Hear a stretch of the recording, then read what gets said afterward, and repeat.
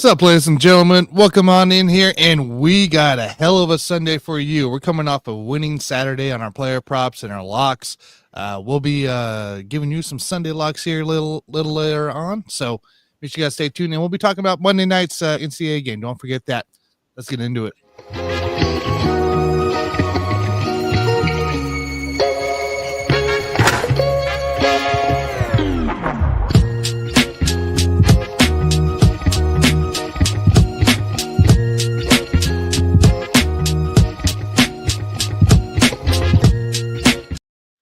Welcome on into Lock It In on the Rec Room Sports Hub here. My name's Tanner Dawson. Join with me, of course, is Alan Perales and Scott Cope. What's up, guys? I think I'm going to be sick. We had to put away the shovel last night, didn't we? I have two bold predictions. Turns out it was for TikTok anyway, so. Oh, yeah, that's true. That's true. No, TikTok is gone. Just like the Lions, TikTok is gone. See you later, TikTok. Have a good life. Bold prediction number one. The Lions will never win a Super Bowl in our lifetimes. Not going to happen. That's number one. Number two, the Commanders are going to Super Bowl to lose to the Chiefs, but they're going to Super Bowl. I don't know, man. I think it's still wide open here, like for the NFC. Yeah, Does James Daniels seem like that guy? They look good. They looked awesome last night. Their offense was great last night. But we also saw the Lions team that likes to do too much. So yeah. Five turnovers is not going to help you win ball games. Look, you won one time on 5 turnovers, right? Against Houston, yep. Winning the second time with 5 turnovers. And by the way, one of those turnovers being a receiver throwing the ball when you're down. What? I have nothing else left. Jam will throw it. Oh, no, don't throw it. Dan don't throw it. Don't throw it. Game. He wished he did run the ball instead of throwing it. Well, gosh. What do you have in his hands for, Dan? Really? Come on. Woulda, coulda, shoulda. Doesn't win any championships, so. They were running the ball nearly as much as I thought they were going to. Oh, they weren't. Gibbs had some nice runs, and kind of what I talked to you guys other about than there, like the 2 big runs that he had, Gibbs was kind of held in check. And they did a good job. Montgomery didn't do anything. Washington did a good job. They allowed the pass. They played a lot of zone that you saw there, but in the end, I'd say Dan Quinn's defense in a nutshell, really. Yeah, but we're going to give you the dink and duck stuff. But we're not going to let you go deep. Yeah, and that's kind of what happened. They bit themselves in the foot or whatever. Shoot yourselves in the foot, whatever you want to say, guys. Washington Commanders 2026 NFC East champions. Now we have a potential today, guys, where Alan might go. God, if you're here, please just make it quick. Alan's going to get the NFC title game he's always wanted. Yep. Hey, there's very possibility. You realize what happened after last night? This is the first time that Washington's been to an NFC championship since 1991. Yeah. Last time that happened, they won a Super Bowl. And now, guess who has the longest championship drought? It's the Dallas Cowboys. 96 now officially since 96. Everybody but the Cowboys have been in a title game. So, hey, when Kellen Moore's your head coach next year, Alan, you guys will keep this drought going. Hey, unless New Orleans steals him. Interview him like yesterday. Come on, Aaron Glenn. Go ahead. You go ahead and take Aaron Glenn. You know what? You want Ben Johnson too? We'll give you a combo. Go for it. Nah, Ben Johnson's going to stay in Detroit, I think. Tanner, after what I saw. How many points did Aaron Glenn's defense give up last night? 45? It was a lot. 45. Oh, Washington. It makes it perfect. Makes it perfect for Dallas because we give up about just as much. Holy jeez. Well, I will say this: Aaron Glenn is the only coach that Jerry Jones could control. So, there's a lot of yes men in that league. Oh, there is. Okay. There's a lot of yes men. So, but no, like we stated there, our locks we did pretty well actually. It ain't gonna matter because he's still gonna get Dion for some odd reason. Your Kate Stover bet never came through. Never was in DK. So I think you escaped that one, Alan, as a void in technicality. We were 4 rushing yards short of Daniels hitting this prop yesterday. That would have been a nice parlay for myself to have, because I do put our locks in. I put them as individuals. Go away. I don't care about your pick 6. Stupid DK.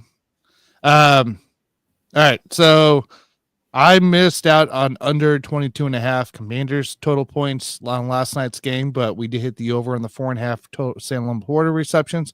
We hit on the Diami Brown over, and that was a way over there for that guy. It was, yeah. That was nice. Yeah. Like I stated, we missed 4 yards away from Daniels rushing yards over that 55.5. If you have 54.5, that's great too. You still missed it. But you hit the over on Gibbs rushing yards and Jameson TD. So we almost had a complete sweep on that one as well. So that was we're now 4-2 in our stuff. And then let's go find Scott's here. There it is. David Montgomery rushing yards over 45.5. Not a shot.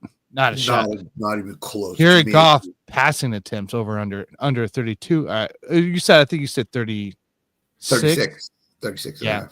When I ended up betting, it was 32, but that was still no chance. And then, but you got the Austin Eckler over 23.5 in that. You got that on the first play. Got that on the first play. Yeah.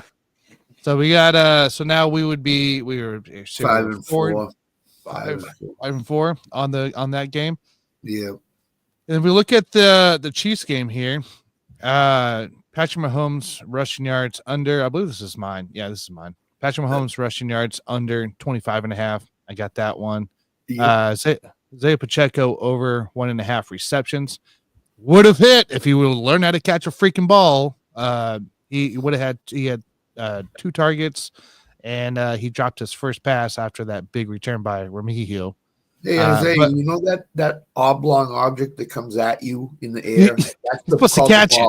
You're supposed to catch it. You know, we would have had a sweep there because I had Travis Kelce over 53.5, and he killed that one. That was easy. Yeah, it was. I knew it right away. The other side here, we had Joe Mixon under 54.5. I think this is your Scott.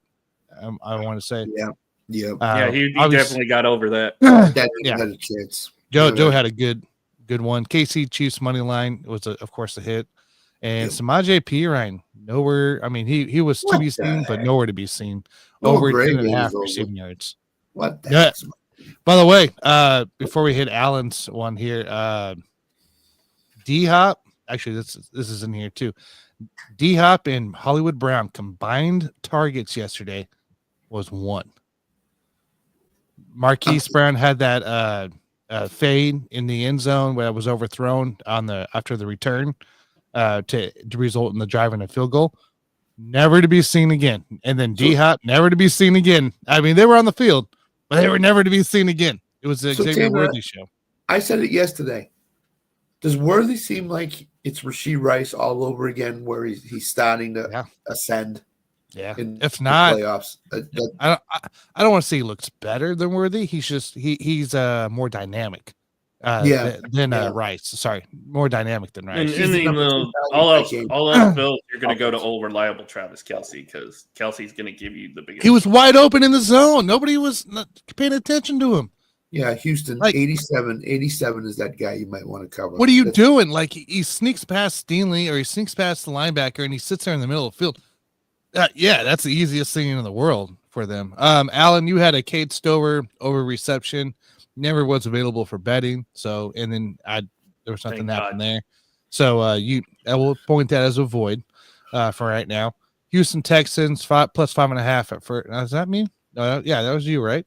That was Alan. Yep. Yeah, plus 5.5 at half. That didn't hit.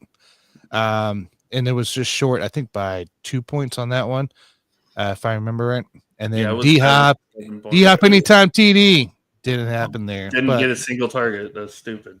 You went over in your parlay against the Chiefs, but you had a hell of a Washington one make up for it. So, but yeah, guys, we got. We have the over under on the flags thrown. Jesus. I can't. I don't know what to tell you guys. I don't know what to tell you. I didn't agree with it. No. But you got to realize too, none of these plays are reviewable. And so you're all seeing it from the glimpse of what the refs see at that time and the fast motion that it is. We can see replay all we want, but until they are allowed to review those flags, this is what we get. This is human error at its finest. This is human error. I don't know what else. I know we need to get AI in this thing. Apparently, I mean, we're already looking at I know a lot of people are saying it's been egregious for the most part in the last few years. It's been egregious throughout NFL history. Yeah, I mean, there have been a lot of questionable calls. I mean, there was the one. What was it? Raiders Oilers in like the 70s when you had that toe tap touchdown, but they called it incomplete. You know, the biggest what if, the immaculate reception. Did the ball actually touch the ground? We'll never know. Right. Bunch of others. The tuck rule. Sorry, Scott. I mean the non-call PI for the Los Angeles Rams Saints. Yep, that's the non-call PI. But it's like, but they're not reviewable, and you're going so fast at it. I mean, granted, some of these are pretty obvious, but some of them too. Like, you don't know Mahomes in the middle of that pack of two guys getting hit. Like even in the Detroit game yesterday, during an interception, Goff takes a shot to the head. Nothing was called there. Yeah. And there's two different referees. I mean, it's inconsistent crews, right? So like you got one crew that calls a bunch, and then you got another set of crew that makes it look even worse because they don't call anything. And they don't even that's the problem. They don't even put the same crews together in the playoffs. They take the referees who have the highest scores and put them in one bunched up crew. Guys who never worked together all year. NFL has yet to do anything about it, and it's going to be a problem. It's going to be a problem for a long time. And there's going to be a lot of talk in the offseason on is there going to be a rule that penalizes quarterbacks for sliding late? Yeah. Because it's putting defenders in a bad spot, and guys are starting to take advantage of that. They are. And it's big in flag football. I don't know if you've ever seen those moves. That's wild. How you get away with that, but no, it is what it is. Inconsistent crew staff with it. And by the way, if anybody says, "Oh yeah, well Mahomes is blah blah blah with this crew," well, yeah, he won a lot of games. Like he's gonna have a winning record. So, like, go for it. I guess state it, but. It is, and then it doesn't help that the Chiefs, for myself at least, are back-to-back Super Bowl champs, so it's even more highlighted in that state for everything. So that's fine. You know what? We'll deal with it. It's a league-wide problem. It's not. It is. Missed calls. Because it happens in a Kansas City game on an officiating crew that's known for throwing flags like that. That's why people are getting freaked out about it. Yeah. But it happens everywhere. It happens all over the NFL, and these officiating. We yell at them all. Need to be put accountable for it. If you're watching football on a Sunday and you don't yell at the TV, you're not paying attention. I literally again. I turned that game off at halftime. I told this to Sam last night. I turned that game off at halftime because I couldn't stand the officiating crew. I couldn't. It's making some of these games unwatchable at times. Yeah, NFL and that sucks because the NFL is such a good product, but it's making some of these games unwatchable. Till they do something, man. That's I think that's where we're at. So, but guys, we got a good slate today here. First off, of course, we'll get into the Los Angeles Rams Philadelphia game. I'll look up a weather update in the meantime too, and then we'll talk about Baltimore and the Bills. We'll give you guys some great player props. We'll go over game lines, halftime bets if you're looking for it, and kind of what to look for here. We'll pop up with some history.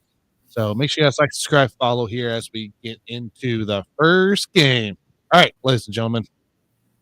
Los Angeles. Rain and snow expected in Philadelphia throughout the day. 36 is the high. Anywhere, winter storm warning from 10 a.m. to 1 a.m. tomorrow. So it's going to be fun in Philly today. Oh boy. Yeah, it's gonna be a cold one. Yeah, like you said, winter storm warning. That radar looks awful. But you know what it looks great for? Viewing and watching these games. Player props are gonna suck though. I don't know how much I'm gonna bet on this game. America, have you met Saquon Barkley and Kyron Williams? Because they're about to run the ball about 50 times today. So we say this all the time, right? We always say like this is a running backs game, and it ends up being like some receiver that goes off for like 120 yards still. Calvin Johnson in that snow game. Calvin Johnson in that snow game way back when. I have him. I have that receiver. You have that receiver? Oh, okay. We'll get into it here. But yeah, we're looking at Philadelphia supposed to get up to 4 inches today. Some actually up to 5 at times. Some places here until this thing moves off. But we are looking at a very, very interesting game. It could be hard to see the field as intensity picks up around halftime per the Fox 29 there on the news site. Heavy snow with white conditions persisting in the second half of the game. Snow coming to an end hours after the game. Ladies and gentlemen, we might have a great snow playoff game here. All right, let's get into it. Let's look at the line where it's at right now. Let me get in one more refresh here.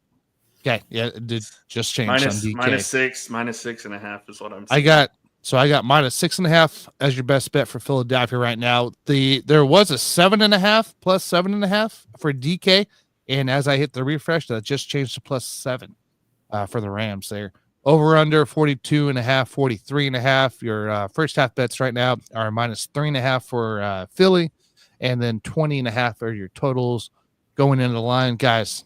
As we did yesterday, what do we like here in the game line situation? So I personally think that the bettors have overgone with the weather. They've overblown with the weather. Matt Stafford in his Rams playoff career has played 9 games in the playoffs. I think all of them have either been in a dome or in weather that's over 60 degrees. So he's never played in one of these games before. Detroit he did during the regular season. They went to Philadelphia when LaShawn McCoy had 4 touchdowns and like 220 yards. I think it's overblown. Philly doesn't clobber anybody lately. So I think this is going to be a closer game than people think. So I would take the Rams -7, -7.5, +7, +7.5. Real quick for everybody, Matthew Stafford outdoors in rain or snow. He is 1-8. He has a 54.6 completion percentage. He's 14 touchdowns, 11 interceptions, a 76 passer rating. And guys, we got snow coming in. Like 1-8.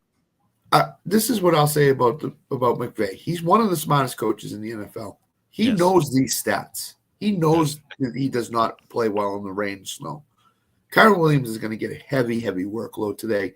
And any pass he makes is going to be short and quick, which means Tyler Higbee could be in the mix today. Big time. Hey, he was big last week there, and we'll get into player props here in a little bit. And big news on that as far as Philadelphia's defense, no Nakobe Dean today. He's on IR. So right. That's a huge loss for them. Yeah, that's true. A huge loss for them up in the middle. Yeah. So that's wild. Yeah, that's some hard hitting guys. Snow is not the problem. It's the wind, freezing rain, or any type of stuff like that. So if they get freezing rain, they're going to shorten everything up, the Rams.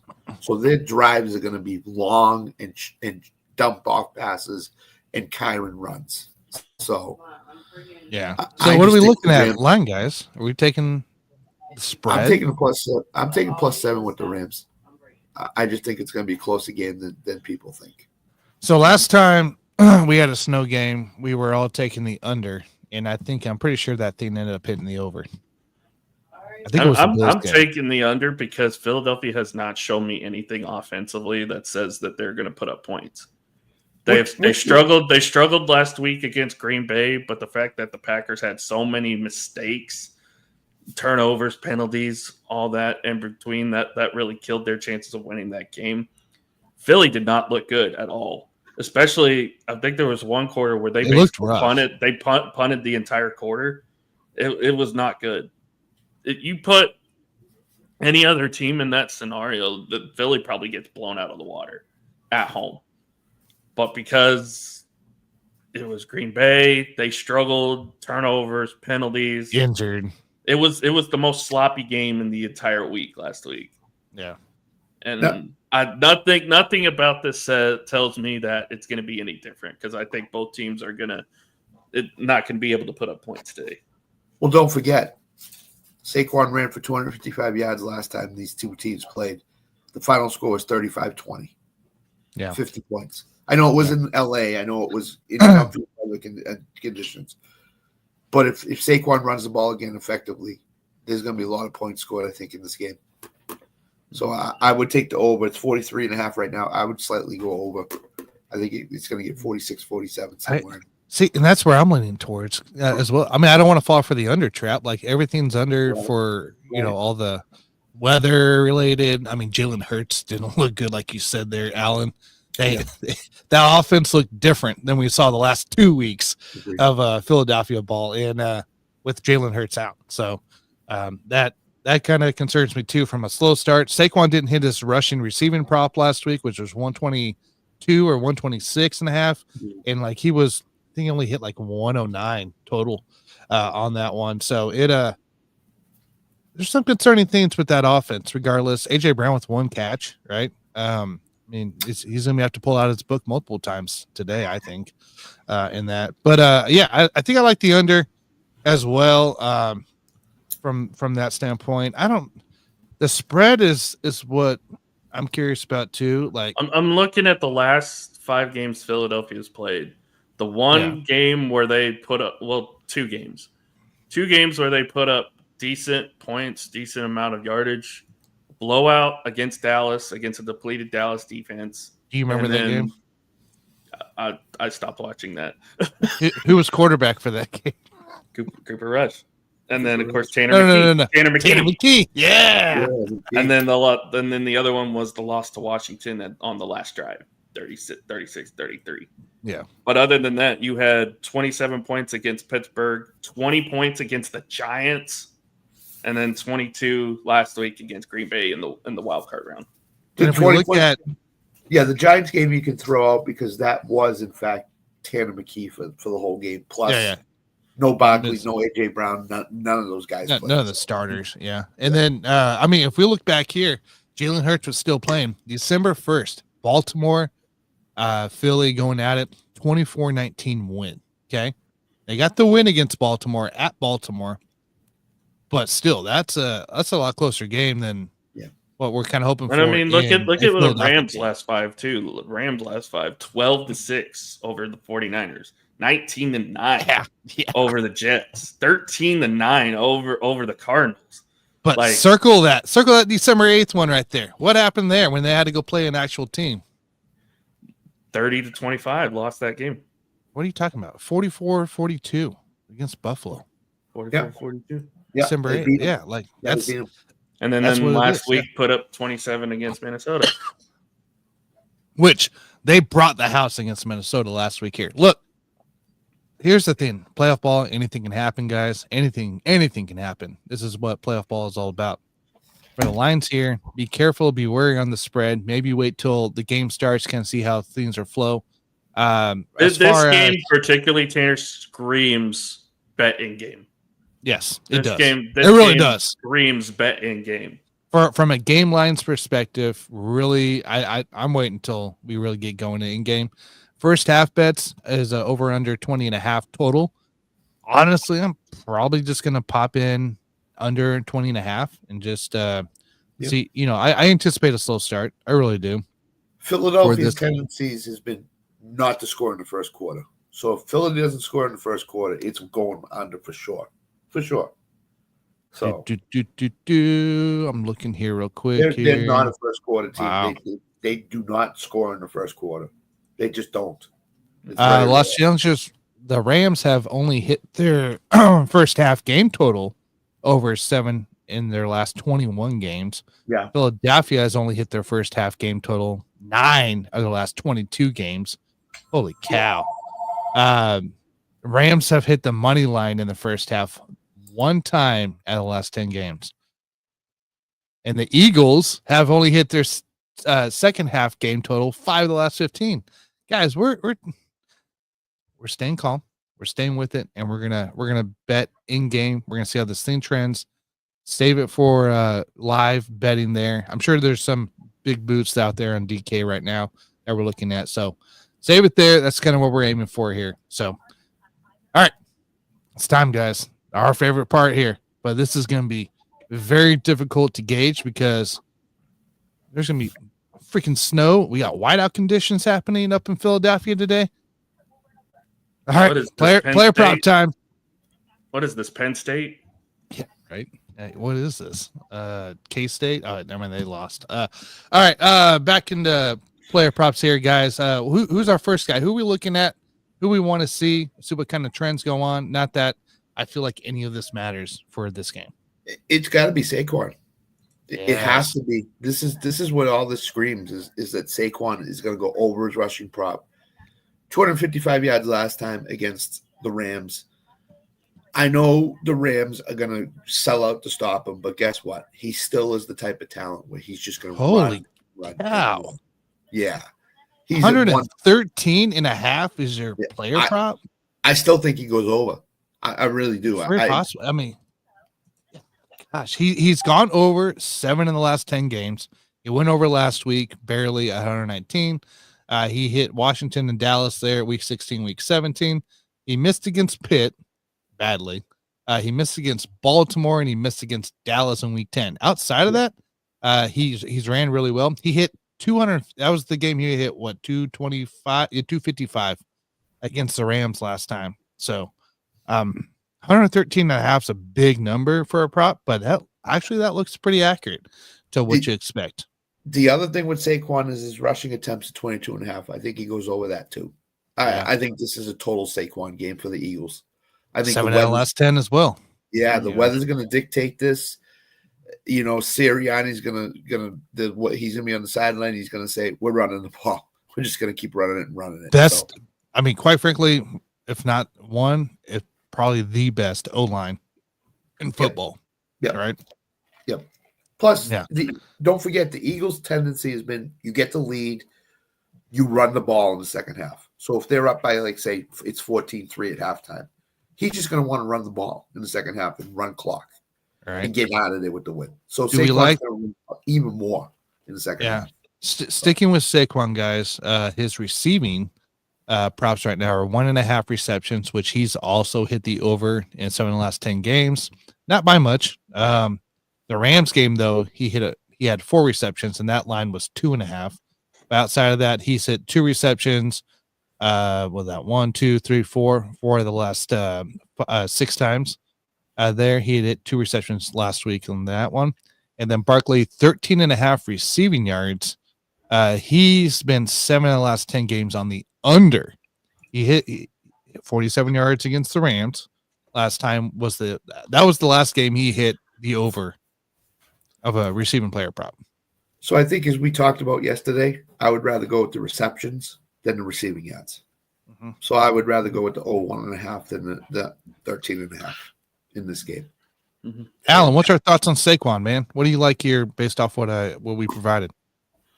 Yeah, I definitely like the over on the yards. I think he's going to have a big game today, especially in inclement weather. They're going to run the ball a lot. I think he's going to get over on receptions for sure. Maybe not on the yards, but I think there's going to be a couple times where Jalen's going to try to dunk it down to him. I would say more so in the receptions department, Kenneth Gainwell will get more receiving yards, I think, than Saquon Barkley, because Kenneth Gainwell's more of the receiving back. It's going to be – I like Jalen Hurts also on his rush attempts, because I think he's going to run the ball a lot too. Of course. I love the Gainwell call. Gainwell's been getting more and more play lately, so I love that call. So I don't have a full best line here on the receiving yards for Gainwell, but looks like the last few games he's hit over the 3.5 yard mark. If you put the line there, against the Rams, he had 0. I think he was hurt that day, actually. But yeah, your Giants, and the Giants, of course, he hit the over. He only had 0 yards last week against Green Bay. Non-factor. I mean, no. I feel here's the thing for Philadelphia for me is I feel like they got their guys set and Gainwell's just there to block. And maybe run a little bit, but that's it. I don't feel like I saw too much Gainwell coming into the game last week. I agree with that. I also think that the more Saquon gets into the mid-20s in terms of rushing attempts, the more likely it is that he's gonna get a break a little bit more often than usual. Because this weather, if there's a lot of snow on the field, it does a lot of damage to your legs. Your legs get really tired because there's a lot more weight on the field than usual. So I think Gainwell is going to get mixed in a little bit more than he did last week against Green Bay. So I like the Gainwell call. It's a sneaky call, and nobody will be on him, and I kind of like it. His rushing attempts is 2.5 for Gainwell, and that's he's hit that over in 9 of the last 10 games. He had 3 rushing attempts last week. So I don't hate that one at all. That's the only one I would play with Gainwell's the over attempts.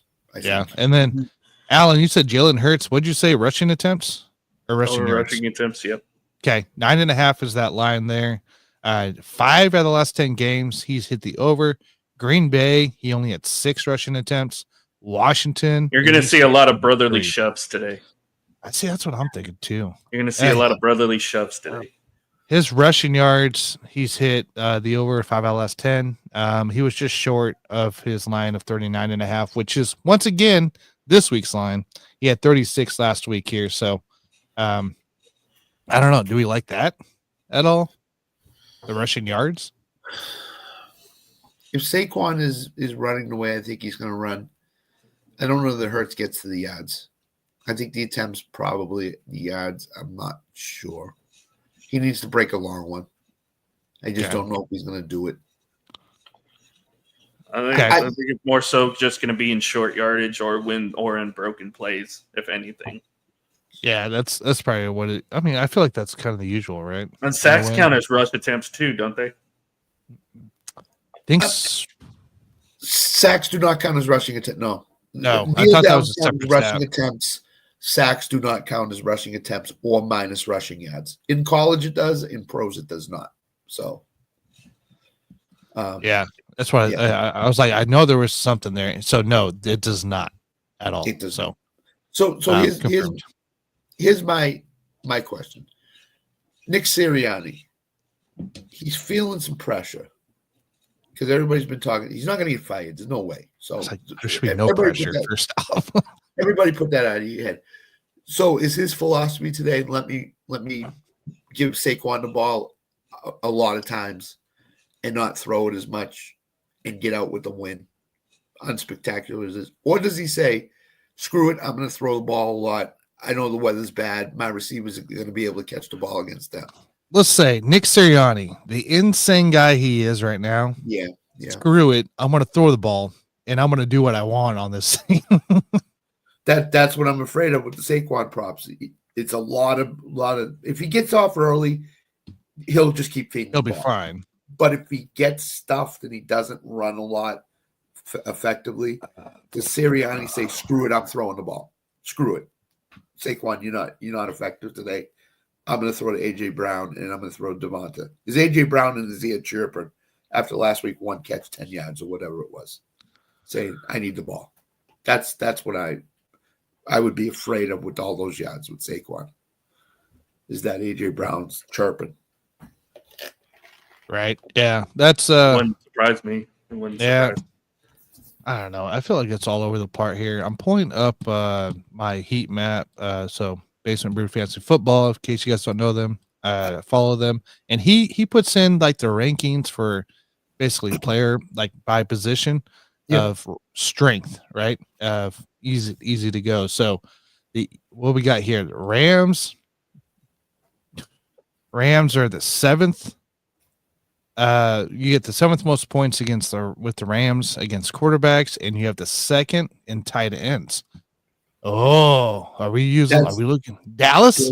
There's my prop. There's my receiver. Remember you just talked about it? Okay. Dallas Goedert's props are 3.5 receptions, 38.5 receiving yards. Did we see Goddard what he did to that defensive back last week when he stiff-armed them like 4 times? I think Goddard's going over. I think the Rams are vulnerable against tight ends. I'm playing Barkley and Goddard over props in this game today. So 36.5 now. They marked it down a little bit here because probably due to the snow. So what that means is that the weather has already started in Philadelphia. Yep. So it was supposed to start about 15 minutes ago. Yeah, it looked like it started from the radar. So Dallas Gettert here, 6 out of the last 10 games. He's hit over that 36.5. He hit the over last week with the 47 yards there. His receptions is 3.5. And he's hit that as well, 6 out of the last 10. He had 4 last week. And of course, week 18, I don't care about. But week 13, because he was hurt, right? Going into week 18. So week 13 was the last time. Was Baltimore. He got hurt there, but he had 3 there already on a line of 4.5. And then the last Rams game there, he had 4 as well. So, hey, I would be down for a double dipping in this game with that there. And like I said, based off the heat map here, that's the second easiest matchup there for easiest matchup for the day, the weekend in tight ends. Yeah, I like that one a lot. I'm all on Goddard and Barkley today for the Eagles. More so than Brown and Smith. Yeah, for the Eagles standpoint there. Look, the 20th easiest between all 32 teams. Obviously, take that what you may, but wide receiver wise, I think is the hard part in this game. Yeah. I don't know how much I trust AJ Brown getting the ball. I don't know how much I trust Jalen Hurts throwing to these guys at all. You know, let's look at Smith, right? Let's look at our guy that we like a lot. No, yeah, now you're gonna go slow. That's fine. Everything's breaking probably. That's how it is. There it is. All right. 51.5 receiving yards as a prop. He's hit the over 5 of the last 10. He barely squeezed over at 55 last week there. And his reception mark is 4.5 right now. And he's hit the under 6 out of 10. He had 4 last week, and he was hurt for the Rams game last time too. Alan, do we like Smith? Do we like Devonta? I don't know. I don't think so. I it's think it's tough one, under. Man. I think it's the under because I think Scott's right in the fact that the weather is going to be a huge factor. You're going to want to go to the big body tight end for most of the game. Dallas Goedert's going to be huge, I think, today. AJ Brown will probably have a few more catches here and there. I don't know if, and Jalen hasn't really been as accurate as we've seen him lately. He's been inaccurate at times throwing the ball in an inclement weather game.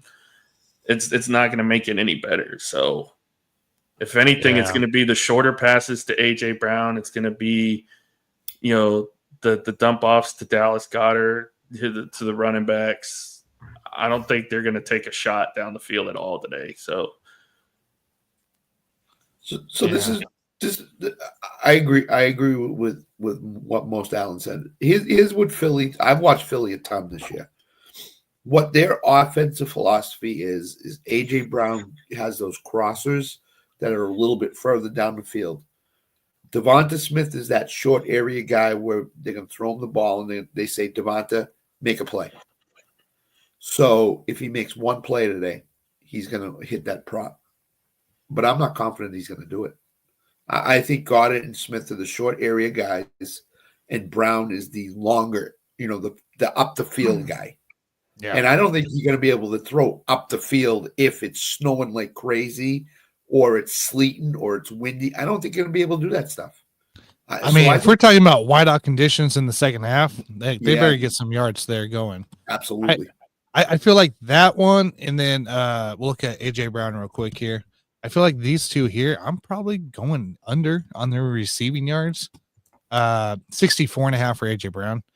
Of course, he had the one catch for 10 yards last week. So 4.5 receptions is for AJ Brown right now on this one too. I mean, I was looking here at my notes here, and like the Rams, they're allowing the 4th fewest catches to receivers and the 10th fewest yards, but they are allowing the 7th most wide receiver TDs in the league. Yeah. Anytime TD to the receiver, got a chance. Big Saquon run, put him in the red zone. Not for Philly, but for the Rams, I like Puka Nacua anytime touchdown. All right. I like it. Good switch up. Let's talk about it. Let's get into it here. Puka Nacua. Let's talk about a little Rams action before we move on to the next game here. Right now, Puka's 80.5 receiving yards, 7.5 receptions. His receiving yards prop here, he's hit over the last 6 out of 10. He did not hit against that Minnesota line at 44.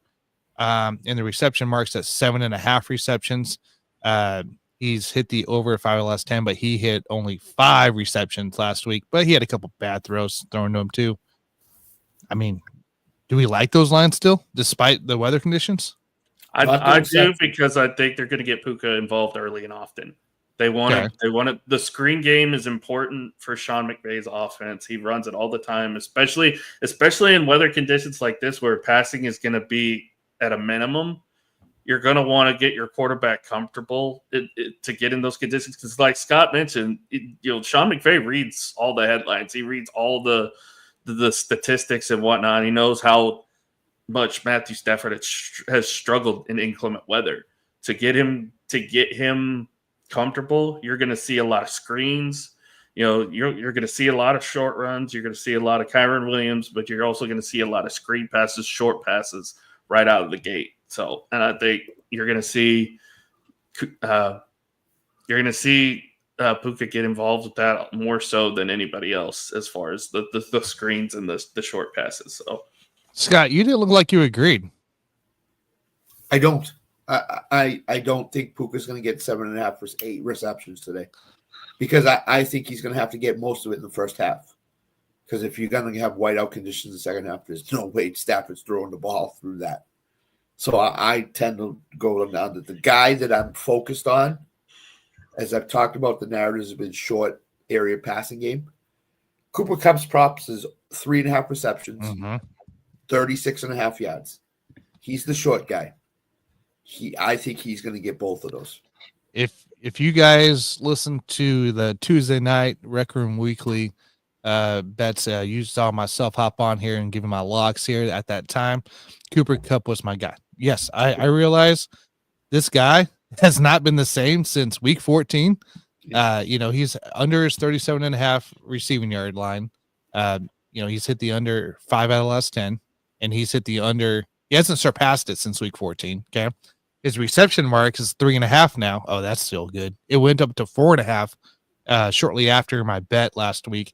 So now it's back at 3.5. I like that, but he hasn't hit that mark either since week 14 as well. Kind of a big dump off there. I know Higbee coming back probably helped within that ranks the last couple weeks here. But I think in order to be the Rams to be successful today, Puka is going to be locked up. I believe he's going to have he's going to be noticed. Like, they're going to have him locked up here. They're double coverage, everything. The guy that you have to allow to free up and become what he needs to be is Cooper Kupp. Cooper Kupp is, I feel like, the most undervalued guy on this team right now. He had 1 catch last week. 1 catch, right? That's not what you want here. Okay. I feel this Puka Nacua stuff at 7.5 receptions. It's way too high, especially in this kind of weather. Personally, for me, I like the Cooper Kupp action. Alan, do you like Cooper Kupp, Alan? Alan, are you in the Cooper Kupp ranks? Or are you going with the unders with the trend? I think I'm going with the trend, because he hasn't showed up. He hasn't showed up in the last few weeks. Especially when they needed him the most in some of those games where, we mentioned, 12-6, 13-9. So with those games, we did not. Cooper Kupp's kind of been a no-show in some of those games. So I don't know. I really don't like Kupp today for some reason. Here's a prop I'll give you. They have head-to-head receiving props. Cooper Kupp plus 18.5 yards over Devonta Smith. Ooh. Minus 150. Ooh. I would take that. Cooper Kupp plus 18.5 receiving yards over Devonta Smith. Okay. I like it. Let's look at one more guy here that, of course, we all liked here. Tyler Higbee, before we give our locks for the day. Tyler Higbee out here, 27.5 receiving yards. This is prop. He said over the last 7 out of 10, but he was injured forever, right? So he's hit it the last 2 weeks, though, 46 with Seattle in Week 18. Take it what you may. 58 yards last week. Right, I mean, he was a big hand right away there in that Minnesota game, and the receptions is 3.5 here. If we take a look here, Seattle and Minnesota, look at Minnesota last week, 5 receptions. Okay, what do we like on Higbee? Are we 3.5 over? I'm over because I think Matthew Stafford loves throwing to the tight end. Higbee had been out all year long, comes back, and Stafford just throws to him over and over again. His props are plus money on the over. I'm going to take it. I'm going to rely that Matt Stafford is going to throw the ball to his tight end with plus money. Not to mention, Scott, no Nakobe Dean, as we mentioned earlier. That's right. The middle of the field is going to be wide open. That's to the Cup and Higbee. Both of them is that their short area. They'll cross in the middle of the field, Higbee and Cup. And I think that's what Stafford's going to attack. He's going to dink and dunk and go down the field that way and involve Kyron and runs. And I think Higbee, it's plus money tonight. I mean, both of them plus money on the over. I don't mind throwing a little bit of money on the overs today with Higbee. Just FYI, Saquon's player prop on DK is now up to 116.5. Which means somebody thinks that they're just going to run the ball and run the ball and run the ball. Mm-hmm. So that works two ways. Hurts on the unders and Barkley on the rush attempts over. Gosh, man. That's a high number. 134.5 for his receiving and rushing combination there. So would you agree? Feel more safe going with his attempts than the yards? Probably. Yeah. That's where I'm leaning. All right, guys. Let's get into it here. I think it's time. Let's make sure we do this, and we're gonna lock in our bets here for this game. It's Los Angeles Rams, Philadelphia Eagles, the snow game, playoff game, going at it. Man, this might be wild. So, Alan, you kick us off, man.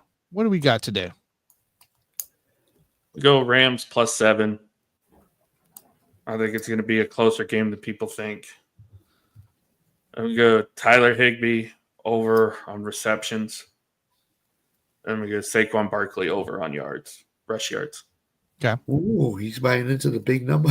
Okay. I like it. I do. For him, no, I do too. It's going to be a Saquon Barkley game, I think. Okay. I really do. Scott, what do you got, man? So I got Hurts under 24.5 passing attempts. I have Barkley over 22.5 rush attempts. And I have Stafford and Hurts under 412.5 combined passing yards. 412. I can get that. Yep. Yeah. Yep. Okay. Because if Hurts only gets 150, Stafford's going to have to get 270, 265 to get that. And I don't think he's going to get there. So, man, I like that there. Look, I got the under Devontae Smith receptions at 4.5. I got the over Cooper Kupp receptions at 3.5. It's funny. I actually I got the over and 3.5 for Cooper Kupp, and then when it went up to 4.5, I took the under because I think he sits about perfectly at that 4 spot. So, I don't know. It was different odds. It worked out. It's still going to work out profitable in a way. Receiving yards. Oh man, I want one more here. Give me the under AJ Brown receiving yards at 66.5. There you go, ladies and gentlemen. The 2 bonus ones I'll give you is the tight ends over their props and longest field goal under 47.5 yards today in that game. There's not going to be no field goals over 50. Kickers have been struggling, man. No shot. Struggling. All right, ladies and gentlemen, that's locking in our bets here for the day. We're going to move on to the next game. Make sure you guys like, subscribe, follow at the Record Sports Hub. Tanner, if I could real quick, we got a big Big Ten basketball game going on right now between Illinois and Michigan State. That game's about to hit halftime. Right now, it's tied at 36. Ooh. Michigan State just tied it. They're 6-0 in Big Ten play against Illinois, who came off the big win last time they played, I think. So yeah, this is a big matchup. This is a big in-conference matchup right now between these two teams. So good to know. Yeah, that's I got a college hoops bet that I've doubled today. Tied at 36 going into halftime between these two teams. So.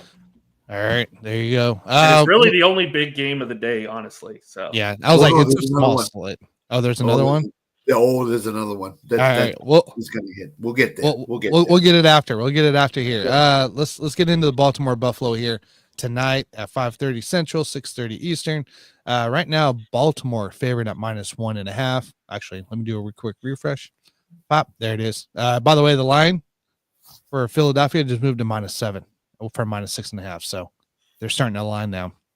Yep. The Baltimore game's -1.5 right now for that game. 51.5 your over under. You can get a +1 on Buffalo if you really want it. And then the halftime bets here are at half game lines -0.5 on DK for Baltimore and 24.5 your over under there. What do you guys? What are we thinking here on the game lines? First, to say Flowers is doubtful today. Yeah, doubtful. So it's likely he's not playing, and Ray Davis, one of their running backs for Buffalo, is questionable. So those are the two big injury notes for this game. So when Lamar opens as an underdog and then becomes a favorite, he's 6-0 straight up in, I don't know if it's playoffs, but in his career. So that leads me to believe that a lot of people are going to be on Baltimore going forward here. Buffalo's a tough out at home. I just don't know, but I go back to recent history. They lost to Cincinnati at home in the playoffs. This is usually where Buffalo loses and gets eliminated, is in this round. I'm gonna take Baltimore. I think Baltimore's gonna win the game. I think they're the better team. I think they got the better running back. Josh Allen's gonna make that mistake. He's gonna try to do too much in this game, I think. And he's going to make that mistake. So I'm going to take Baltimore. I think Baltimore's the better team in this situation. Alan, what do you think on the game lines? I disagree, Scott. I'm going with Buffalo +1. Remember, this team got embarrassed the last time they played Baltimore. They got embarrassed. Josh Allen is not going to want the same thing to happen twice. This is going to be a much closer game today than I feel. And I think a lot of people are saying, oh, this is the MVP game. That first and foremost, they've already done the calculations for all that. They've already done the voting. Yeah, that's already done. This game has no factor into who's the MVP or whatnot. So, and everybody can just stop with that. But I think Josh Allen is going to have a big day. I think you're going to see some guys that don't normally get the limelight come out for Buffalo today. I think Matt Collins? Matt Collins might have a big day. Yeah. I think James Cook could have a big day. Remember, Baltimore's defense is middle of the pack at best. Their rush defense is really good. Their rush defense is really good. Pass defense is spotty at best. Oh, gosh. Spotty at best. Here we go. That's why I like Matt Collins. I like Khalil Shakir today as far as options for Buffalo. If you're betting aside, it could be money line only. Plus 1.5 point spread is not. You can't. Money line bet on ESPN Bet is even right now for Buffalo. It's even. Yeah, you can get the money line bet right now. It looks like -118 on DK and +100 on BetMGM. So it's right there. Look, some of the trends here, just for fun here. The Bills have hit the team total over in 16 of the last 22 games.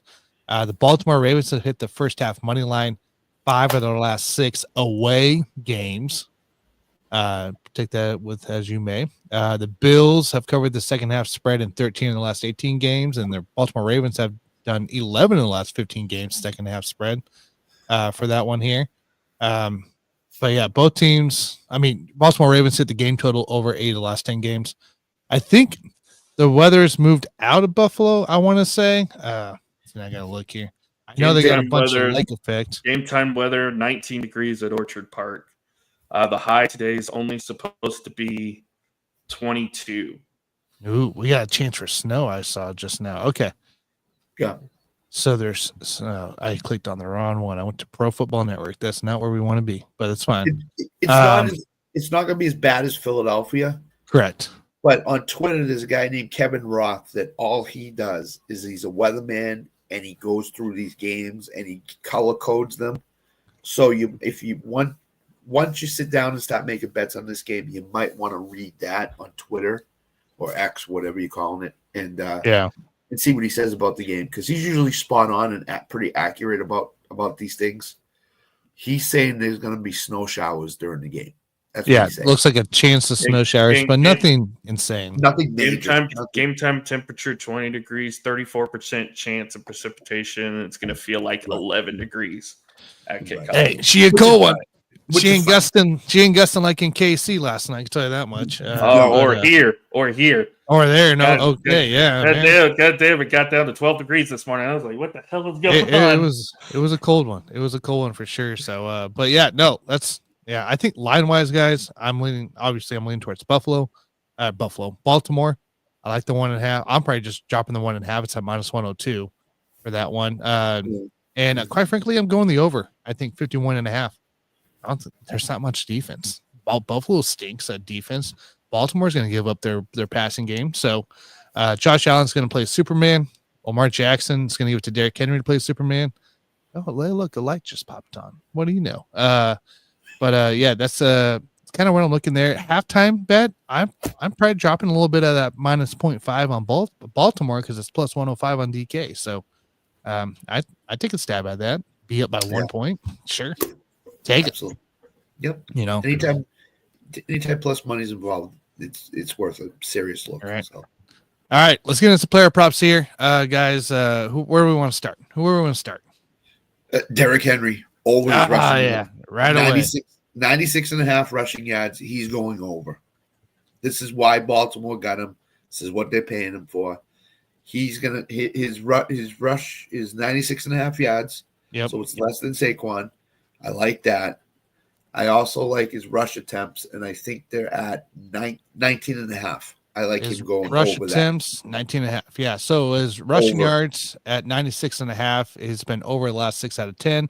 He has hit the over since week 16 when it was Pittsburgh. So he hit Pittsburgh, Houston, Cleveland, Pittsburgh on that game for that. And then his rush attempts at the 19.5 mark. He's hit the over in the same standpoint as well. So last week he had 26 attempts. So I don't mind anything big on this line or any player props on Derrick Henry, Alan. Yeah, I like the over too. I think he's gonna be the focal point of their offense today because I think the Bills are gonna try to slow Lamar Jackson down.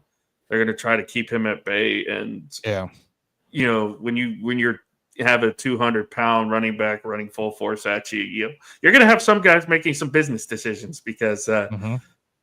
Ain't no way anybody going to want to tackle that. So I think Derrick Henry's going to get over on the rush yards. Can I throw one more at you too for Derrick Henry?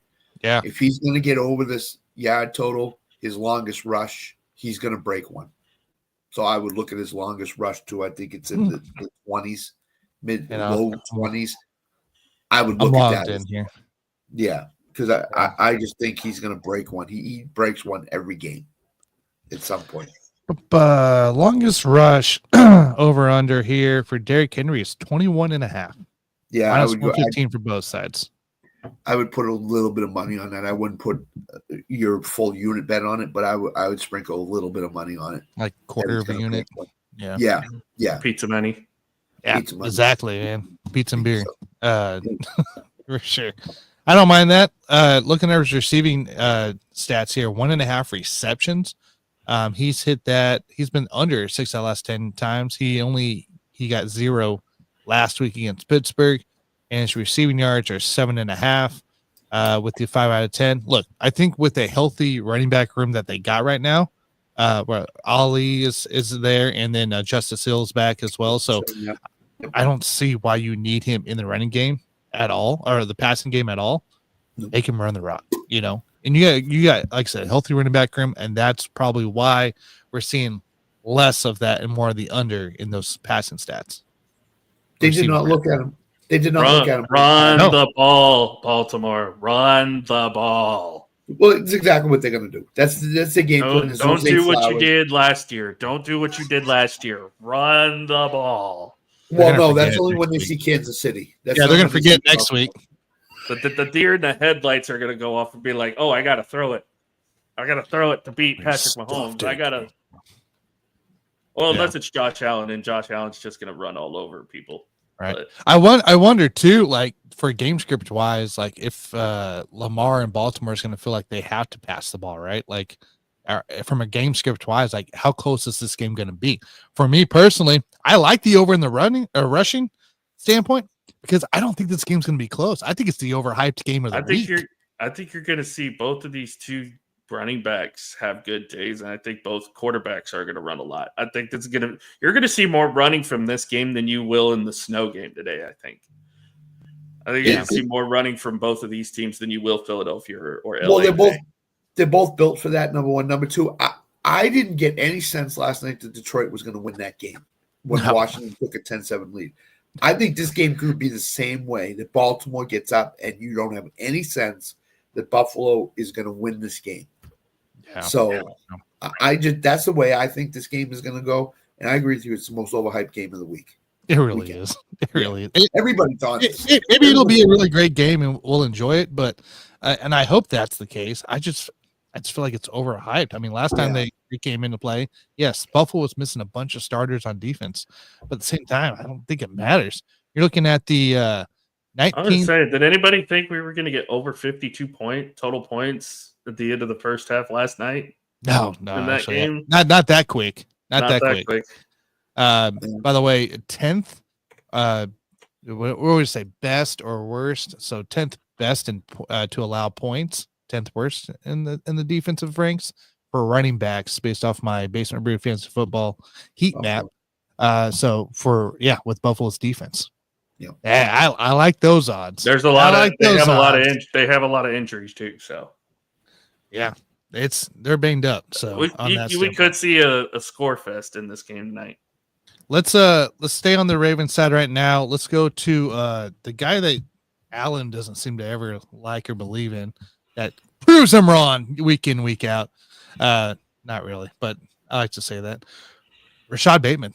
I was gonna say Kevin Durant. I mean, that's a whole different story. Rashad Bateman, his line right now is 43 yards on the dot.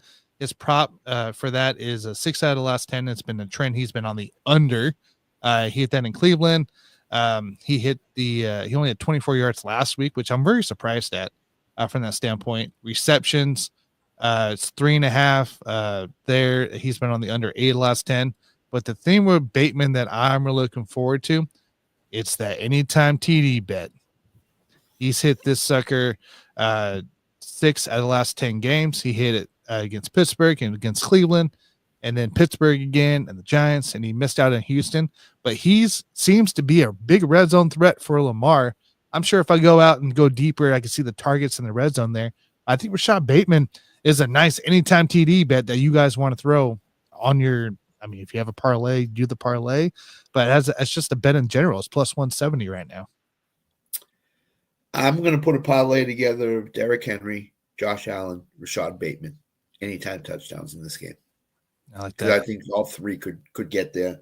I was just speaking of anytime TD parlays, I was one short last week in that overthrow of Hollywood Brown would have completed it. I had the Travis Kelce TD, I had the Kareem Hunt TD, and I just needed a damn Hollywood Brown TD. So 10 is love of Patrick Mahomes. It's all fugazi and fake. No, that was fake when he ruined my bet. It was a few years ago last year it might have been against the Jets where he slid at the 2-yard line. Anytime TD bet. I remember that. Yeah, I was ready to trade him right there and then, man. I was done. I was over it. Kirk Cousins to Kansas City next year for Patrick Mahomes. That's right. Hey, I bring him in. Let's go. So I was gonna say that safety last night killed a lot of people who liked the minus 9.5. It definitely did. It definitely did.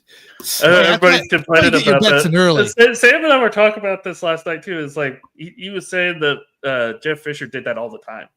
Yeah, he did. Yeah, but that's why you get your bets in early. Do this all the time. Old school coaches do this all the time. Yeah, they do. It's like, because if you're up by so much and you're trying to run that clock out, you're gonna just and it doesn't matter. You're gonna take the safety and just go in the game. But to your point, Tanner, I like the Bateman call. I do like Mark Andrews in this game too. Mm-hmm. I think Mark Andrews could catch. Let's look at Mark Andrews. Could catch. I wonder what his.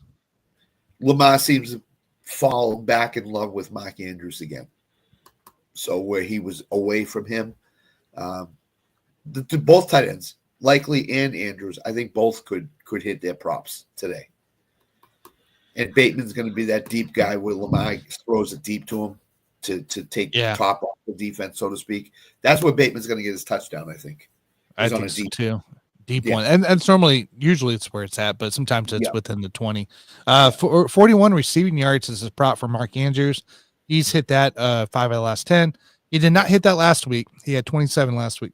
And then 3.5 receptions there for Andrews and his reception mark, 5 out of the last 10. He only had 2 receptions last week. So take it as you may on it. I'm going to lean toward his receptions more than his yards. I think he probably could get again now, like top 4 balls. Now we got an anytime TD here for Mr. Andrews, and that's 7 out of the last 10. He's hit the over. He did not have one last week, but he had a 1, 2, 3, 4, 5, 6 game streak of hitting the anytime touchdown bet. Yeah, that's one I like. I don't hate against it. Let's look at any thoughts here? Sorry, Alan, real quick on Andrews. Yeah, I like the anytime touchdown today. I think he's going to be a big factor in their offense. Because again, they're going to try to keep Lamar from running the ball, and that's going to free up the tight end. That's going to free up Mark Andrews. It'll free up Isaiah Likely. I like Scott's point that both tight ends I think get over on their props today. I do like Likely for a touchdown too. Man, that's double tight end right there. Likely prop right now, 35.5 receiving yards. He's hit that last 5 out of 10. He had a good game last week, 53 yards last week there, and his receptions is also 3.5. He has had the under 7 in the last 10 games. He has not hit the reception mark of 3.5 since week 13 against Philadelphia, where he had 5. He's been on the under mark there. He has hit his line for those weeks. Looks like 1, 2, 3. So 3 out of the last 5 games, he's hit his line, his prop bet line, but the 3.5 mark, he has not surpassed that there. And does that deter you from any passing yard bets from him? Yeah, because he only gets these close in receptions. He's not like at the beginning of the year, you saw Kansas City, they were throwing 10, 12-yard passes to him, and he was catching them. His evolution in the offense has been short goal line area guy. So I think that I would more look at his anytime touchdown than I would as a receiving yards prop. That's fair. I think both tight ends could have a touchdown, to be honest with you. Today. It's possible. I mean, he's I looked at his anytime touchdown. He's only hit it 3 times in the last 10 games. So, but it is what it is with Baltimore. Any other Baltimore guys you want to look at real quick? Alan, Scott, Tylan Wallace, maybe. Let's take a look. Yeah, Tylan Wallace over on receptions. I think you'd see him get a couple. Oh, hey, we might have something here. 16.5 receiving yards. He's hit the under in 16. Of course, since week 10, he did hit the over last week at 21 yards. But his reception mark is 1.5 on the prop line. He only had 1 last week.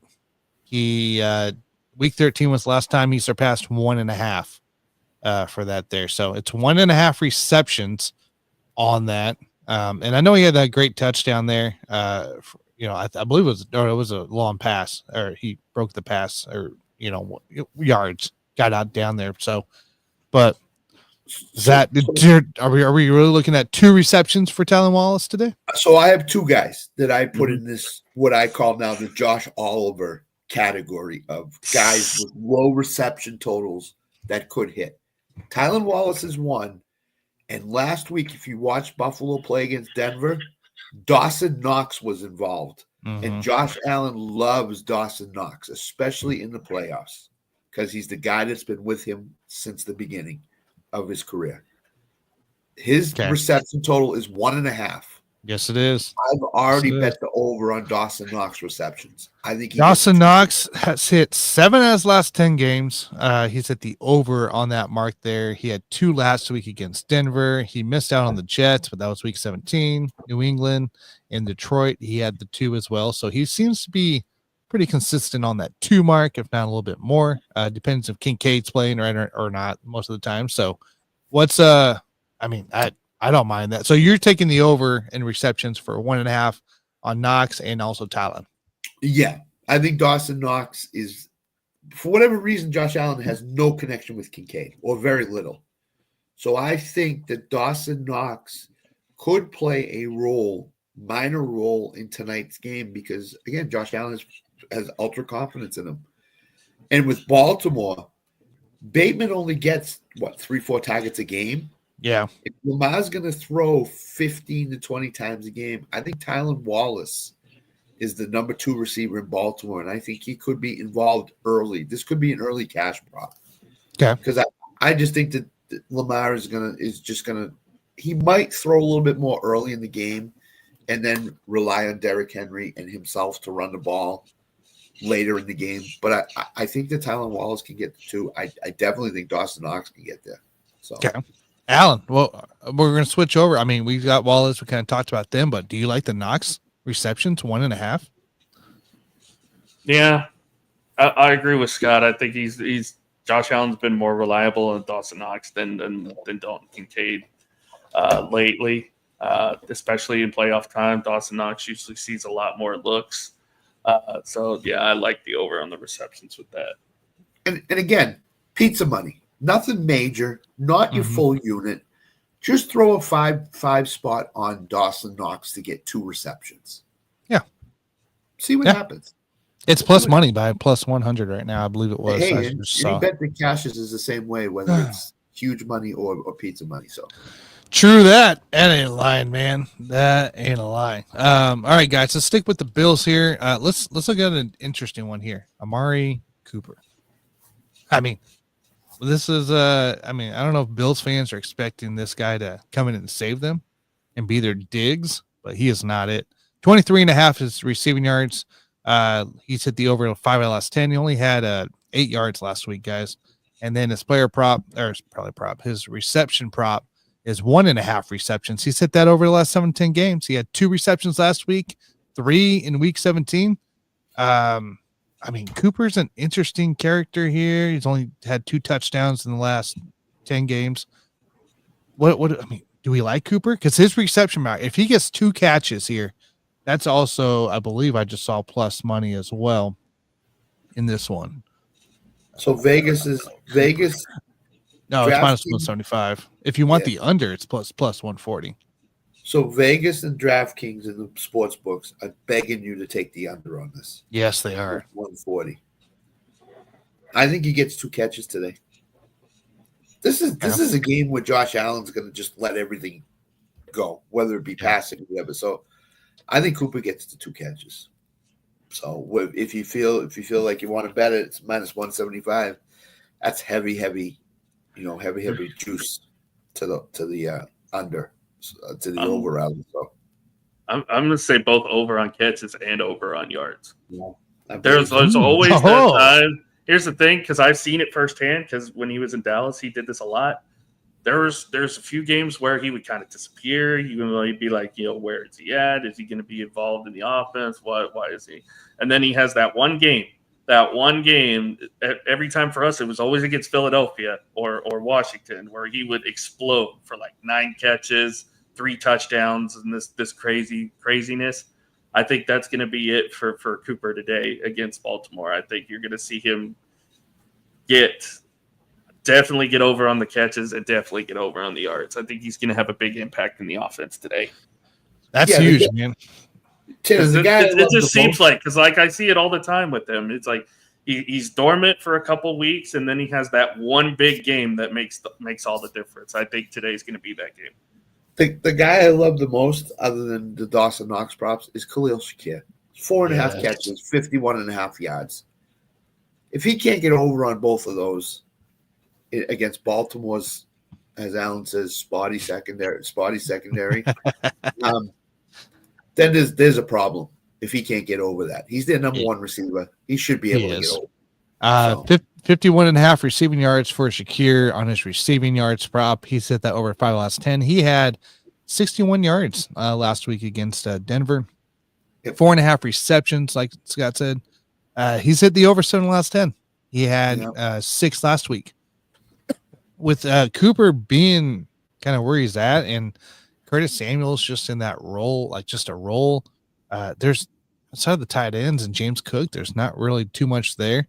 Shakir's only had 2 touchdowns in the last 10 games to be something to think about as well.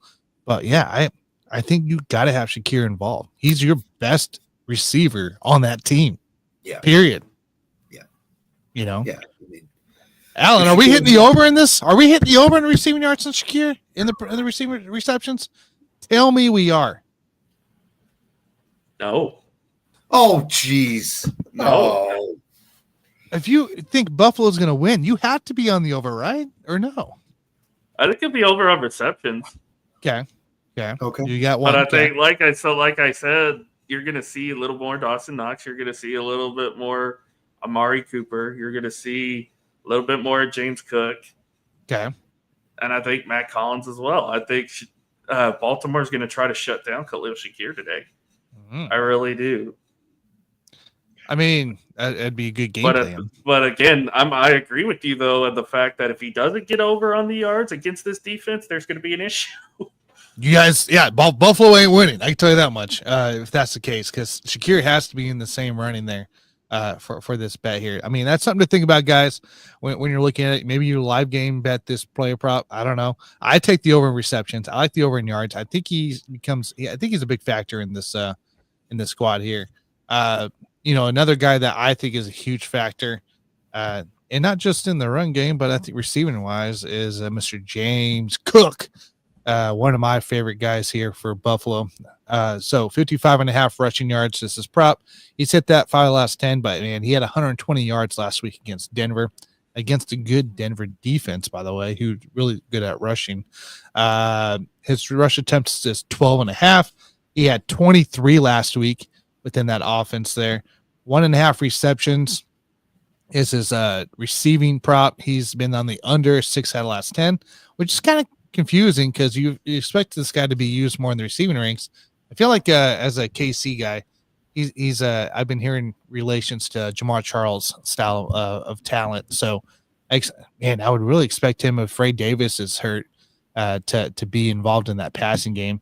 13.5 receiving yards there. Of course, he has not hit that since week 16 against New England. He had 0, believe it or not, last week here in receiving yards. But the anytime TD is also one you might hit. 8 out of the last 10. He's hit it while last week against Denver, New England, the Jets, New England, Detroit. His last time he didn't hit it was against the Rams. So in week 14. What do we think of James Cook, guys? Do we believe in him being involved in the passing game if Ray Davis is banged up? Or are we just focusing on a rushing and get him anytime TD going? Rushing, anytime TD. I got another guy whose props are not up for whatever reason. I hate that. Ty Johnson. That's the guy. Ty Johnson. Yeah. And he has no props up at all. 0. So I don't know why they don't have any props up for him, but yeah, I think last week against Denver proved that Ty Johnson's the passing downs back for Buffalo. Cook is going to be the running down guy. Yeah. So that's where I would go. But again, I'm looking on DraftKings. I look for his props all over the place. I can't find them. No, anywhere. Not just DraftKings. FanDuel, BetMGM. I don't get that. They do this all the time too with some of these guys where they don't drop them until like closer to game time. I think they're afraid to put his prop too low, maybe because everybody will hammer the over. But maybe they're waiting for Ray Davis to decide, hey, are we playing or not? Right. Yeah. So midday, you might get like 2 or 3 o'clock Eastern. That might be like an in-game thing you might find. Yeah, that too. That too. He could just all of a sudden pop up. So be aware, people. Ty Johnson is their passing downs back. He the last 3 weeks he's been heavily involved in it. I think that's going to be the X factor for Buffalo in tonight's game is Ty Johnson. So that's a fair point there. It's a fair point there. All right, guys, let's get into it here. Time to lock in our bets here. We got 2 to 3 bets here. We're locking in. We're very confident in these bets here. This is what we do at the end of each game preview here. So we're gonna lock these bets in here. We started with Alan last time. Scott, you were up, man. Give me those 2 to 3 bets that you like. I'm gonna go Derrick Henry over 19.5 attempts as my first one. I'm going to go Josh Allen minus 24.5 passing yards versus Lamar. I think Josh Allen throws for a lot of yards, and Lamar does not because of the game script. The third one I'm going to go is James Cook and Derrick Henry combined over 155.5 rushing yards at minus 115 on DraftKings. There's no way I don't think there's any way that doesn't hit. So that'd be tough. That'd be tough. That'd be a tough beat if that doesn't hit. So those 3. More so, I'm heavily bet the Lamar, James Cook and Derrick Henry combined rushing yards because I think that it's over. Gotcha. All right, Alan, you're up, buddy. All 3 of mine are going to be anytime touchdowns. Mark Andrews, James Cook, Josh Allen. Okay. Yeah, I don't hate against it all. I like it. Kind of doubled down on what you got too as well. But I got a Rashad Bateman anytime TD. I got a James Cook anytime TD, and I got the under 3.5 receptions on Isaiah Likely. So that's where I'm leaning in this game here. Obviously, we'll have a lot more that we talked about here that I'm probably going to play. But yes, that's our lock it in bets here. Who did you give for touchdowns? Cook, Allen, and Andrews? Cook, Allen, and Andrews, yep. Plus 1,100 on DraftKings. Money, baby. Hell yeah. I'm throwing it in. If you put it down and give me the winning, Scott. Give me the I'll give you hey. Put it down and share the money. Put it down and share the money. For every $100 I win on this bet, I'll give you $1. Okay. I got you. Jonathan and I are both just going to be like, Scott, put that bet in and give us the money. Exactly. Alan, if it hits, I'll send you a fruit basket, okay? There you go. We'll take care of it. Make it a cheese basket. Make it a cheese basket. All right, cheese basket. You got it. Well, one day the Bible Belt there will let you bet. So, but all right, we're gonna Michigan State is on officially on upset alert right now. They're down 51-47 to Illinois. Isn't Illinois higher ranked? No, Illinois is 19. Michigan State's 12. Oh, okay. Illinois is really good. Michigan State's 6-0 in the Big Ten. Yeah. I don't think it'll be an upset. Illinois has been getting a lot of traction lately as the best team in the Big Ten. But they also lost a couple bad games they should. Yeah, they did too. That too. Yeah. Yeah, but it's like 13 minutes left, and Illinois is up 3 right now. So. All right, ladies and gentlemen, let's move on here. We're moving into the title game tomorrow night. Ohio State, Notre Dame. This line hasn't really budged at all since it dropped. I mean, truly. 8.5-point favorites right now for Ohio State. 45.5 on your over-under. And your first half bets, of course, are minus 4.5 and 22.5 on your totals. For Ohio State, of course, favored. Guys, I mean, I talked Monday with Jim Behringer, one of our friends of the show, really great college analyst, top of the NHL and wrestling and all that, and NFL. And he said he said that if Notre Dame plays the way they start in the first quarter, if they played the same defensively the way they did against Penn State, it's a blowout for Ohio. Ohio State's taking them to the house. And he said it may not be a game. What? Tell me here. I I know you got one too, Scott. I know you got one too. We got a championship bet out there, futures, for Notre Dame to be the title contender there. But are hopes lost? Are we losing hope in this one of winning that bet? I have two. I put in Ohio State as the playoffs began, and I had Notre Dame back after the Northern Illinois loss. Yeah, I cashed my money. I got like up to half on that Ohio State one, and it wasn't as much as Notre Dame, so I just cashed it out to make sure. That's the same way with me. I have lesser on Ohio State. So what I heard from a professional sports bettor in Vegas, a guy named Brad Powers on a program, is that he said that what Notre Dame does well, Ohio State does better than what Notre Dame does. I think if Notre Dame plays man-to-man against Ohio State, it's a total mistake because I think this kid Smith will just go completely off. Not to mention Smith only had one catch. He had one catch and 3 yards against Texas. Against Texas. Yeah. So you know he's going to get the ball. You know he's going to get right. I think Ohio State wins the game by probably 14 points at least. I just think Ohio State is that team this year that is the best team in college football. And I think the Michigan loss was a great thing for them because it got them refocused again on what they needed to do.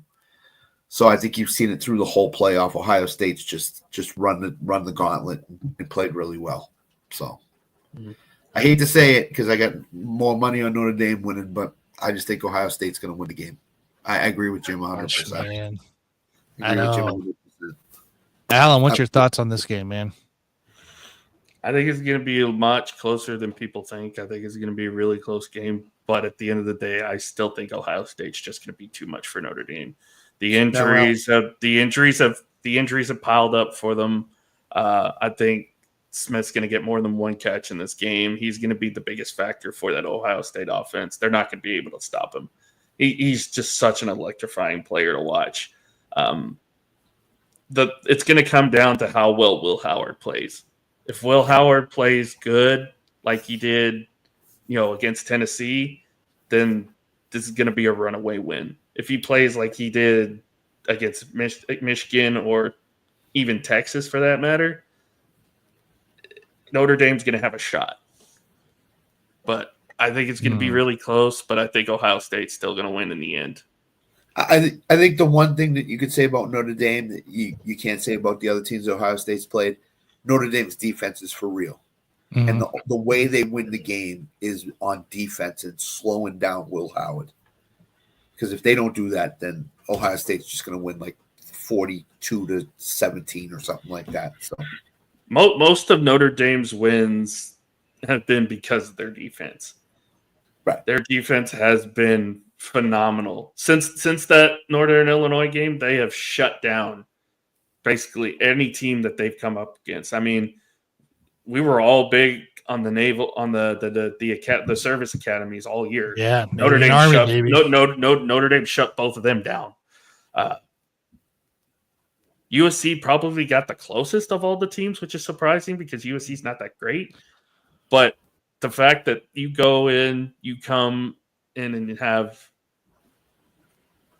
a really good Indiana team that can move the ball, that can score points. They've been good all year long, except for obviously two teams, and that's the two teams in this game. You shut down Indiana.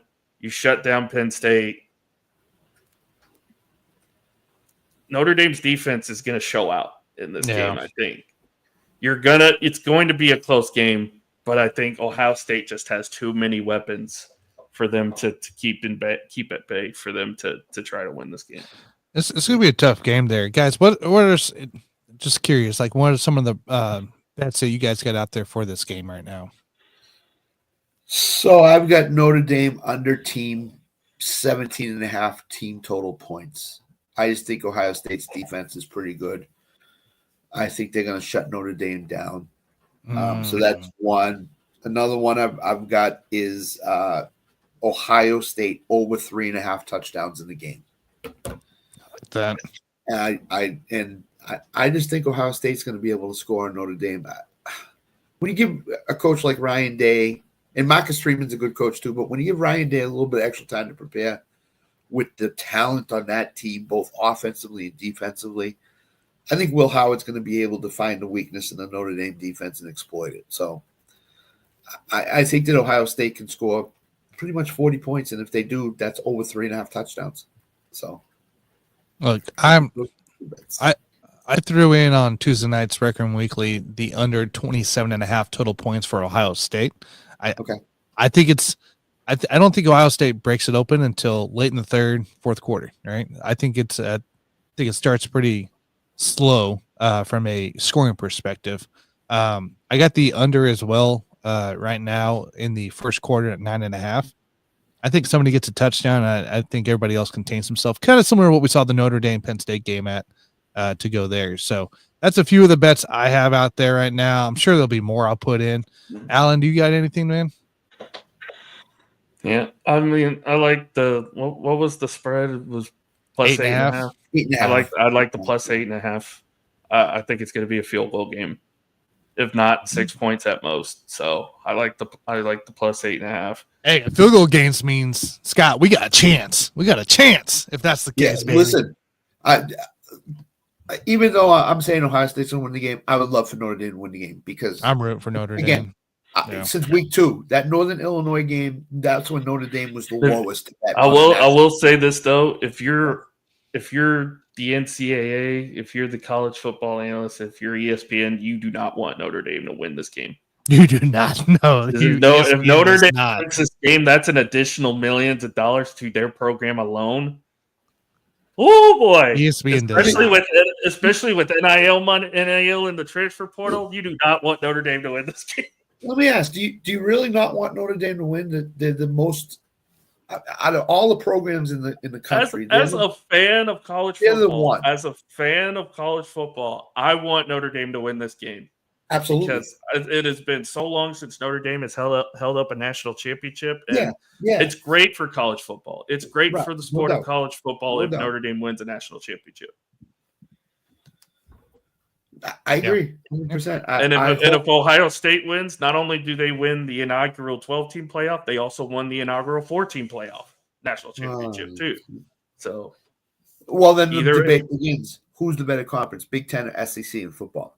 That's where the debate begins. No, we're not getting into that, guys. I'm not getting into it today. I'm just throwing it out there. Hey, we had to deal with that with Nick Bodkins, Jonathan Grishman on Monday night. Oh, I know. Oh, don't worry. That's going to carry on. That's going to carry on into the baseball show too. That's okay. I'm not involved in that one. Just sitting there and listen to those guys go back and forth, and they don't even know what they exactly were trying to say. So, but no, it's gonna be a fun game, guys. Hopefully, everybody enjoys it. What's the best conference in college football? Notre Dame. That's what. Yeah, there you go. Hey, I default right now. If they win it, there you go. Even better. A non-conference team related to any conference might win the championship, and that would maybe blow college football up. So we'll have to see what happens on that. Any guys, anything else? Any other bets going on that we want to share out? I know Scott had a college basketball bet. I do, and people think I'm crazy. Youngstown State minus 7.5 over Green Bay. Because the Green Bay guy. Yeah, nobody you. Green Bay has lost 14 straight games. They're 2-12 ATS in that time over those 14 games. And the Green Bay coach is Doug Gottlieb, and he's alienated everybody in that program right now. Nobody likes him. He's going to be gone after this year. He's a one-and-done coach. Green Bay, Doug Gottlieb has a radio show, if nobody knows, on CBS Sports. He is more thinking about that than coaching his basketball team. Youngstown State minus 7.5. You could ladder this up to 10. I think Youngstown State's going to blow them out completely. The last game Green Bay played, they were at the mercy of a 28-0 run in that game. I don't remember who it was against, but I did read that there was a 28-0 run in that game. So Green Bay has the players. I hate saying this about any program. The players have seemed to quit on Doug Gottlieb and don't want to play for him. So, comments. Youngstown State minus 7.5. Grab it now. Yep, grab it. I like it, guys. I like it here. Make sure you guys tune in. If you follow me at tan12489, I'll try to drop some locks for you guys throughout the week between all three of us. To save some bets there. I got one, Tanner. What you got? I know it's only it's at minus 138 right now, but John Cena to win the Royal Rumble. Oh, good. Ooh, okay. Wait, is there actual betting line? Like people actually bet on wrestling? They're out betting. Yeah. That's amazing. Oh, don't forget to mention the one bet yesterday that hit. The Sabalenka bet in tennis hit as well yesterday. No, it did. Yeah, I bet that. Here's the one. The two favorites in the women's side are plus money right now. Charlotte Flair and Io Sky. Okay. Charlotte's coming back next week, supposedly. That's what I heard. Charlotte's plus 150, Io's plus 250 to win. I got to catch up. Those are your two favorites. I got to figure out how to catch up between football and watching at least Raw from last week. The other thing, Tanner, is I'm going to start. Golf season has started, so I'm going to try to start using. I'm going to try to start using the Discord and putting in a couple of golf bets on the. You know what? I'll do you one better. I'll throw it my way. I'll get it posted. Okay. All right. I'll take a look at starting for next week's. All right, ladies and gentlemen, we're getting out of here. Hey, next Saturday, there's no football. What do we do? I guess time for lacrosse, guys. Time for there it is. That's what I'm talking about, ladies and gentlemen. No, next Saturday, guys, we'll be digging a little deeper now. We'll be diving into the other sports of the world that actually are going on. Believe it or not, there's stuff outside of football actually being bet on. So, but yeah, professional bets. Exactly. It's like, hey, we got ping pong. I know we got ping pong on these books. Handball, table tennis, all day. Yeah. But yeah, we'll be digging into some other sports on Saturday. We'll give you guys our NFL bets on Sunday for the conference games there. Whatever happens after today. No college football. That's over with after Monday. So, enjoy betting your last college football day on tomorrow. So, but yeah, we'll be digging in. Go Irish. Hey guys, it's time for us to step up because now we got to worry about like 4 other sports instead of just the one. So, but it'll be good. It'll be good to catch back up. Baseball season's coming. Baseball season's coming. It is. Can't wait. Right.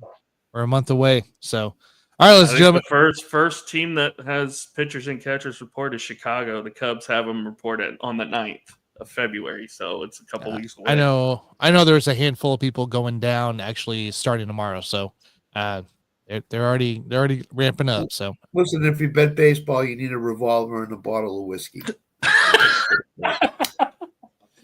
Pretty much.